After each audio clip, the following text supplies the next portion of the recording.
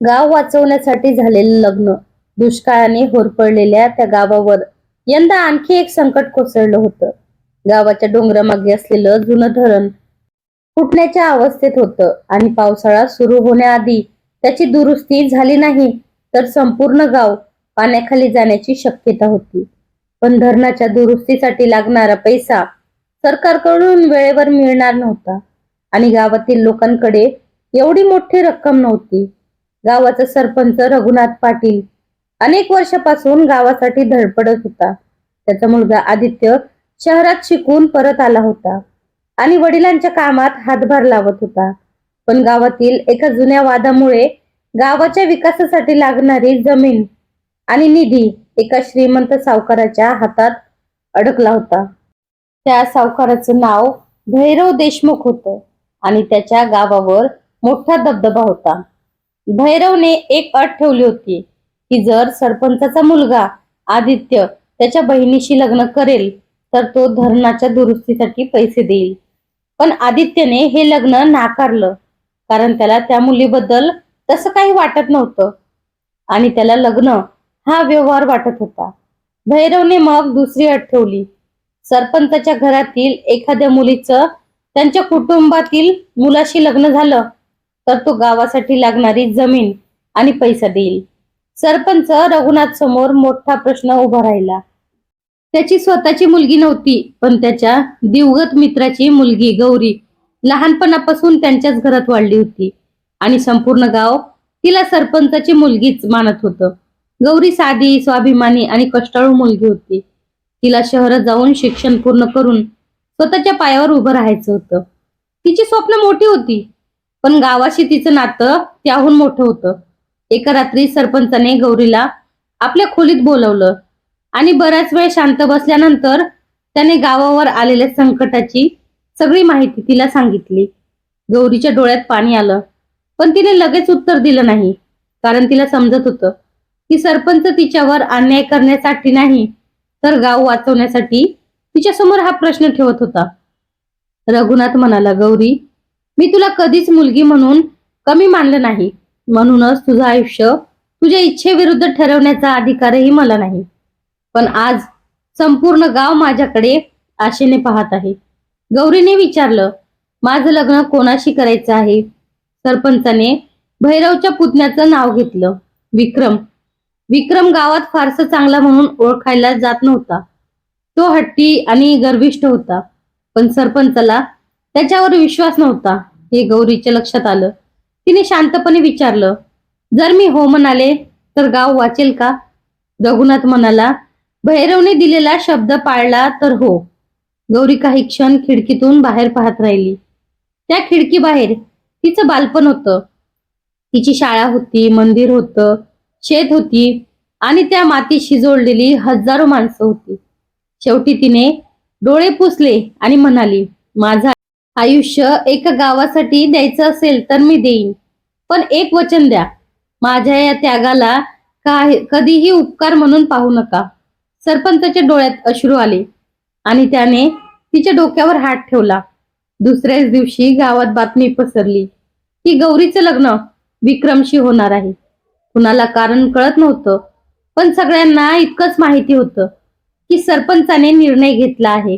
लग्नाची तयारी सुरू झाली पण गौरीच्या मनात वादळ होतं. ती रात्री एकटी बसून स्वतःला प्रश्न विचारत होती की खरंच ती हे करू शकते का?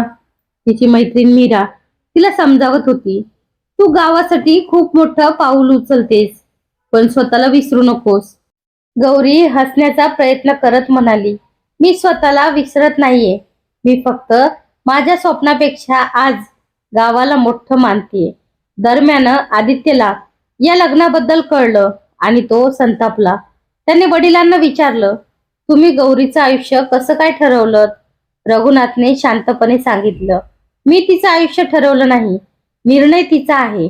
पण आदित्यला ते मान्य नव्हतं. त्याने गौरीशी बोलण्याचा निर्णय घेतला. गावाच्या जुन्या विहिरीजवळ त्याने तिला थांबवलं आणि विचारलं, तुला हे लग्न खरंच मान्य आहे? गौरीने त्याच्याकडे पाहिलं आणि म्हणाली, मान्य आहे. असं म्हणणं सोपं आहे पण स्वीकारणं कठीण आहे. आदित्य म्हणाला, मग नको करू लग्न. गावासाठी दुसरा मार्ग शोधू, गौरीने हलकस हसत विचारलं. आणि तो मार्ग सापडेपर्यंत धरण फुटलं तर? आदित्य निवृत्त झाला, कारण त्याला माहित होतं की वेळ फार कमी होती.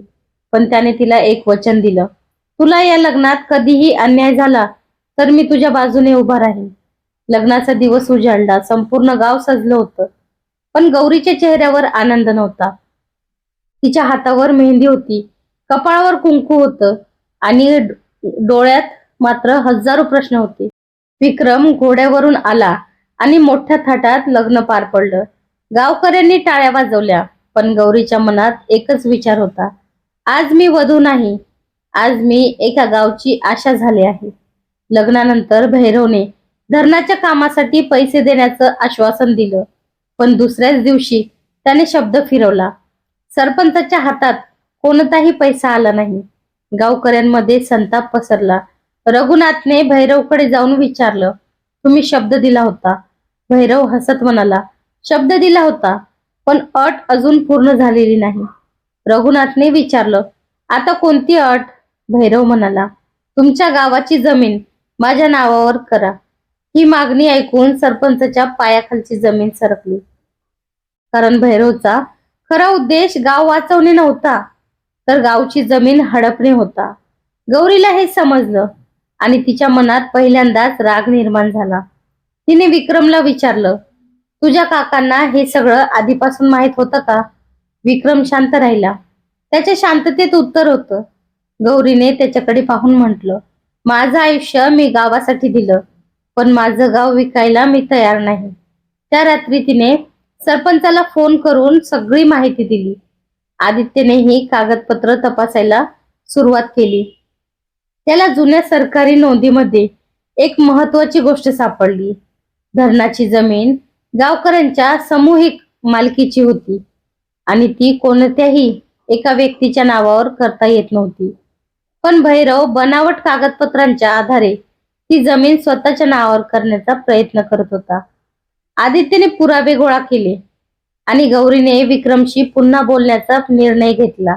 विक्रमला सुरुवातीला वाटत होतं की गौरी त्याच्यासाठी भांडण्यासाठी आली आहे. पण गौरीने शांतपणे विचारलं, तुला खरंच माहित आहे का की तुझा काका काय करतोय? विक्रमने मान खाली घातली. तो म्हणाला, मला सगळं कळलं आहे, पण मी त्यांच्या विरुद्ध जाऊ शकत नाही. गौरी म्हणाली, तू माझा नवरा आहेस की त्याचा पुतण्या? या प्रश्नाने विक्रम हादरला. पहिल्यांदाच त्याला जाणवलं की ज्याच्याशी त्याचं लग्न झालं ती मुलगी फक्त परिस्थितीने त्याची पत्नी झाली होती, पण तिच्यात स्वतःचा आवाज होता. विक्रमने दुसऱ्या दिवशी भैरवच्या विरोधात साक्ष देण्याचा निर्णय घेतला. भैरव संतापला आणि त्याने विक्रमला धमकी दिली, पण विक्रम मागे हटला नाही. गावातील लोकही सरपंचाच्या बाजूने उभे राहिले. सगळ्यांनी मिळून धरणाच्या दुरुस्तीचं काम सुरू केलं. कुणी पैसे दिले, कुणी दगड आणले, कुणी मजुरी केली आणि कुणी आपली जनावर कामासाठी दिली. गौरी ही हातात फावडा घेऊन इतर महिलांसोबत काम करू लागली. काही दिवसांनी मुसळधार पाऊस सुरू झाला. धरणाची भीत अजून पूर्णपणे मजबूत झालेली नव्हती. गावावर संकट पुन्हा उभं राहिलं. पाणी वाढत होतं आणि रात्रीच्या अंधारात धरणाचा एक भाग तुटण्यास सुरुवात झाली. सरपंचाने सगळ्या गावकऱ्यांना सुरक्षित ठिकाणी हलवण्याचे संदेश दिले, पण काही वृद्ध लोक आणि मुलं गावात अडकली होती. गौरी आणि आदित्य त्यांना बाहेर काढण्यासाठी धावले. विक्रमही त्यांच्यासोबत गेला. तिघांनी मिळून अनेकांना सुरक्षित ठिकाणी आणलं. शेवटी धरणाचा मोठा भाग कोसळला, पण गावकऱ्यांनी आधीच बांधलेल्या तात्पुरत्या बांधामुळे पाण्याचा प्रवाह वळवला गेला आणि मोठी दुर्घटना टळली. सकाळी सूर्य उगवला तेव्हा गाव जिवंत होतं. लोकांच्या डोळ्यात अश्रू होते, पण ते दुःखाचे नव्हते, ते सुटकेचे होते. भैरवच्या बनावट कागदपत्रांचा तपास झाला आणि त्याचा कट उघड झाला. गावाची जमीन वाचली, धरणासाठी सरकारी मदतही मिळाली. पण गौरी समोर आता तिच्या स्वतःच्या आयुष्याचा प्रश्न उभा होता. तिने सरपंचाला सांगितलं, मी माझं कर्तव्य केलं, पण आता मला माझं आयुष्य माझ्या पद्धतीने जगायचं आहे.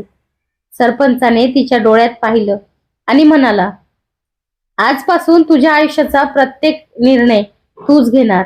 विक्रमनेही गौरी समोर उभं राहून सांगितलं, आपलं लग्न परिस्थितीने झालं, पण तुझ्यावर पत्नी म्हणून कोणताही हक्क मी जबरदस्तीने गाजवणार नाही. जर तुला माझ्यासोबत राहायचं असेल तर आपण नव्याने नातं सुरू करू, आणि नसेल तर मी तुझ्या निर्णयाचा आदर करेन.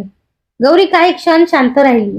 तिच्या मनात लग्नाच्या दिवसापासून आजपर्यंतचा सगळा प्रवास उभा राहिला. तिने पाहिलं की विक्रमही बदलला होता.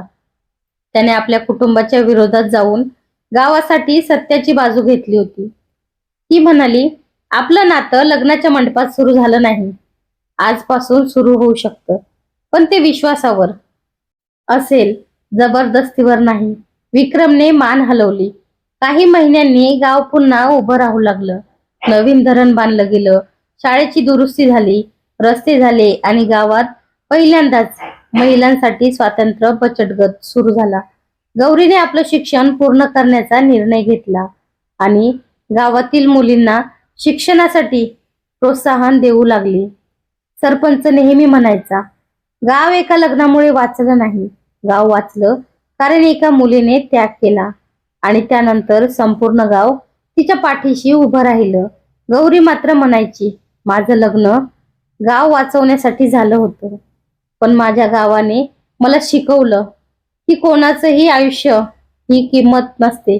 खरी किंमत असते ती माणसाच्या एकतेची. आणि त्या दिवसापासून त्या गावात एक वाक्य कायमचं सांगितलं जाऊ लागलं, गाव वाचवण्यासाठी एखाद्या मुलीचं आयुष्य तोडण्याची गरज नसते. तिच्या स्वप्नांना साथ दिली तर संपूर्ण गावाचं भविष्य वाचतं. तर कशी वाटली कथा नक्की कमेंट करून सांगा. भेटूया परत पुढच्या व्हिडिओमध्ये. धन्यवाद.